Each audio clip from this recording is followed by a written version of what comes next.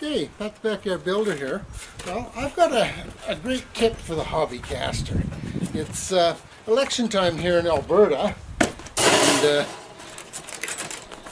that time of year, well, comes every 4 years, but it's a wonderful time, and you know what that means? It's harvest time for the hobbycaster.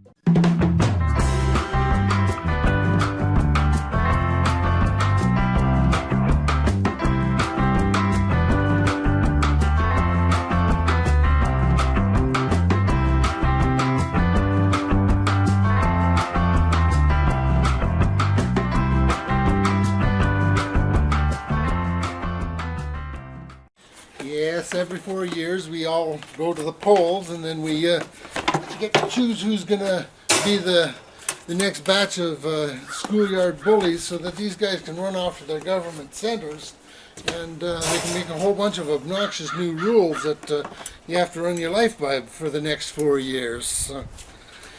But there is a bright side to this whole fiasco. Wire. Lots of it. Now you can get involved in all that political stuff if you want, but what we're after in this whole scenario is getting our greedy little paws on this wire that holds up the election signs. Take a close look at this stuff here. Okay, it's a nice strong 1/4-inch wire, and you can easily cut it and shape it with home tools. You know, things you might have around the house, pliers or wire cutters, whatever. It's also galvanized, so it's not going to rust. It's thin, so it's going to bend and shape easily. And look at this up real close here. Like, it's even got those deformed marks in there. You see those little pits there? And that's how that's going to lock into the concrete, and it's not going to move. So basically, this stuff is pretty much ideal for the home caster. You can use them for reinforcing all kinds of things. You can make armatures out of them. You can reinforce your benches, statues, whatever you need them for. There's usually lots of uses, you know, for that you can think of, I'm sure. And the price is certainly right. So now you might be asking, well, how do I get my hands on some of this free stuff? Well, that's the $64,000 question now, isn't it? Well, I guess $64,000 isn't exactly free, but anyways, how do I get this free wire? Well, basically what you do is before the election you need to check with your local authorities and just find out what the rules are exactly for collecting these signs after the election. Now, it goes without saying, it's probably illegal or unethical anyways, to deface or remove these signs during an election period.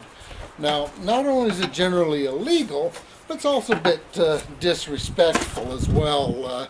You know, that even goes, I mean, even if you don't like that damn comment that's running against your chosen guy, you know. But after the election's over, these things are usually free game. Now, you might have to get out there really fast after the voting is over.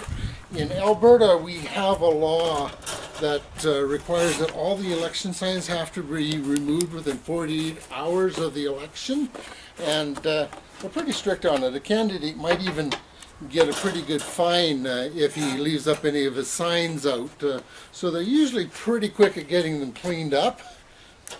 So anyways, you usually need to be pretty quick to get out there and start cleaning these things up after the election. Now, one way you can do this is to actually volunteer for to help out a local campaign and ask, you know, if you can help them collect their signs after the election. Now, of course, you're just there for the wire, so you can actually collect everybody's signs while you're out there. And now, usually these things are just headed for the landfill, but here's a wonderful opportunity to do a complete recycling project. because not only can you use the wires, these signs are actually made out of plastic. It's printed on Coroplast plastic, so your concrete's not going to stick to them. You can put them on your table and work your project, and your project comes off after you're done because it doesn't stick because it's plastic. So it keeps the whole sign out of the landfill. So you got a lot to gain by doing your civic duty. And if you ask nicely to the campaigns, they'll lots of times they'll even just let you take the wires home. So get out there and do your civic duty and help clean up after the election and get yourself the benefits of some free wire. Have a good day.